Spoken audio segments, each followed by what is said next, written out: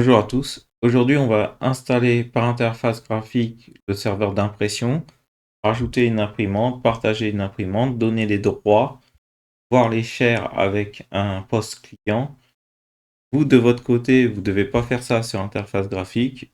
Ça sera sur un Windows Core Server, le serveur d'impression. Ça sera juste install-windows feature, espace, -m, et espace, print-service. Ceux qui ne savent pas, il y a juste à demander à l'IA la commande PowerShell pour installer le service d'impression sur un Windows Core. Le Windows Core vous permettra d'économiser 30% de performance. Donc là, je me suis mis sur le serveur Windows, SRV Guide. On va rajouter le serveur d'impression. Ajouter fonctionnalité, suivant, suivant. Impression ici, les services d'impression et de numérisation pour vous permettre de centraliser le serveur d'impression et les tâches avec les outils d'administration. Ok, on va faire ça. Suivant. Donc il nous dit qu'on doit utiliser des packages et des pilotes signés. Donc on a trois choix. On a le serveur d'impression, l'impression par internet. Ça expose notre serveur d'impression sur le web, donc on ne le fera pas. Et le LPD, l'Unix, on ne le fera pas non plus. Donc voilà, le serveur d'impression, il est paramétré. Service d'impression. Gestion de l'impression. Là, on a notre serveur d'impression, les pilotes et le port. Si je repars sur ma machine IA, j'ai la gestion des impressions. Ici, j'ai juste à rajouter de nouveaux serveurs, SRV GUI. J'ajoute à la liste et je fais OK. Voilà, ici, je peux à présent gérer. Imaginons que j'avais installé le serveur Core, install Windows Feature Print Server. Ici, sur le serveur Core, j'aurais pu le gérer à partir de l'ordinateur qui est ici. Donc, je me suis mis sur mon poste client pour administrer le serveur d'impression. On va rajouter une imprimante TCP, d'accord. Supposons qu'on ait une imprimante TCP, on va la nommer comment? On va la nommer site, bâtiment, étage, service. Donc si je mets par exemple Paris, étage 1, info.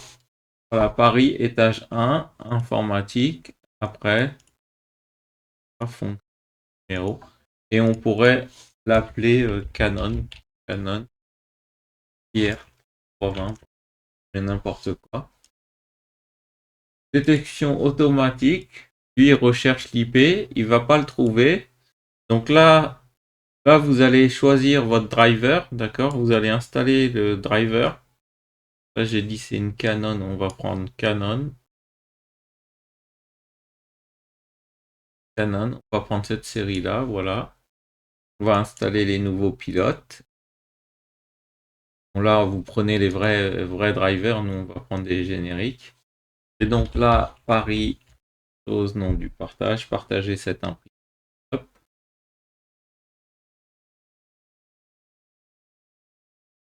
Nous, il a un bug parce que l'imprimante n'existe pas. Hein. Donc voilà, là on a le port de communication de l'imprimante qui a été connecté, TCP.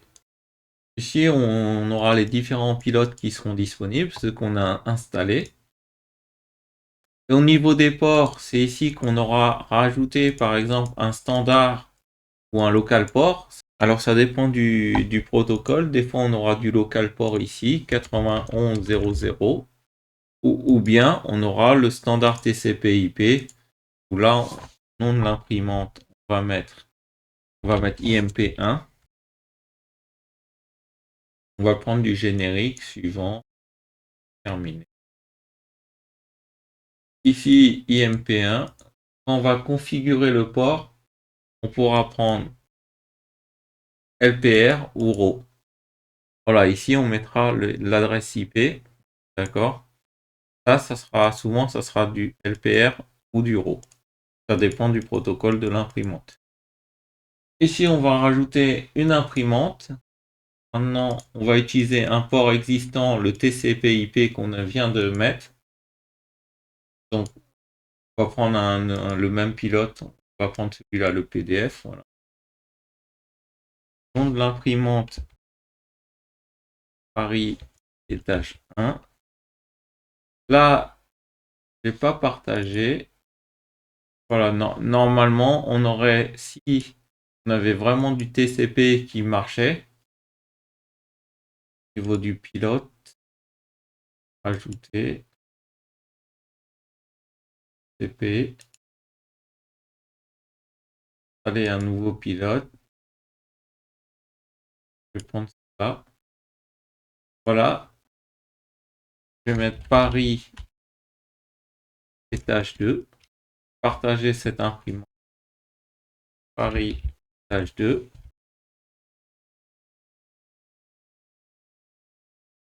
Donc celle-là, elle est partagée. Celle-là, Paris étage 2. Donc maintenant, quand un utilisateur voudra imprimer, tu dirais, tu fais anti-slash pc-lia. Voilà, vous voyez, Paris étage 2, ça c'est les imprimantes réseau. Là, je vais refaire. IMP, c'est du TCP/IP. Là, je pilote. Microsoft, PCL6. Et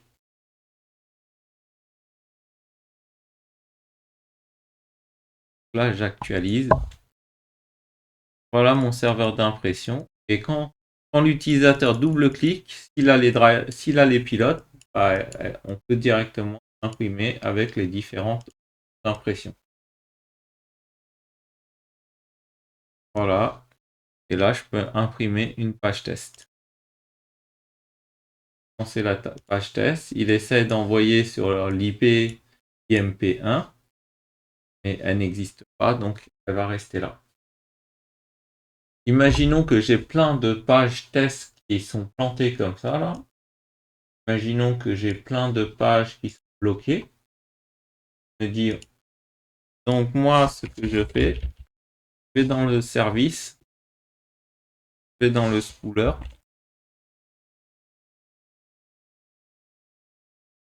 Et là, je redémarre le spooler, ça vide toutes les files d'attente. Alors là, j'apporte une petite précision.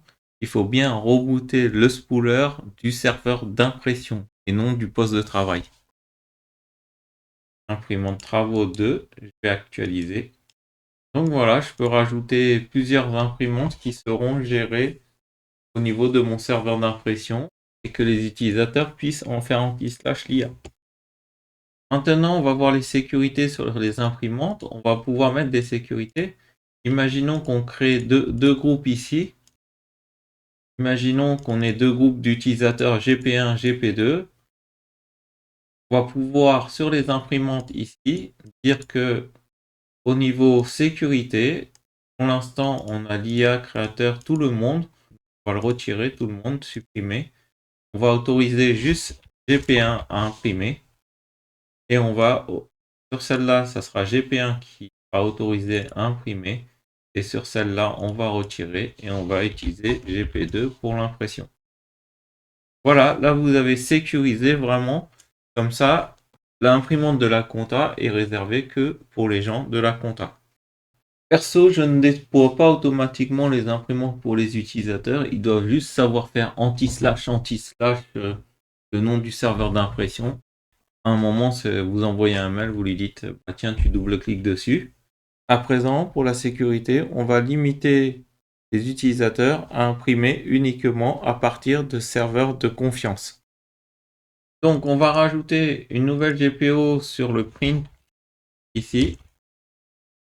Donc, on a besoin de l'administrative template ici.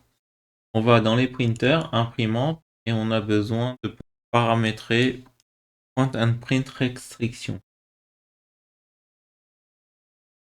Donc, c'est ici, restriction et pointer les printers. On va devoir activer.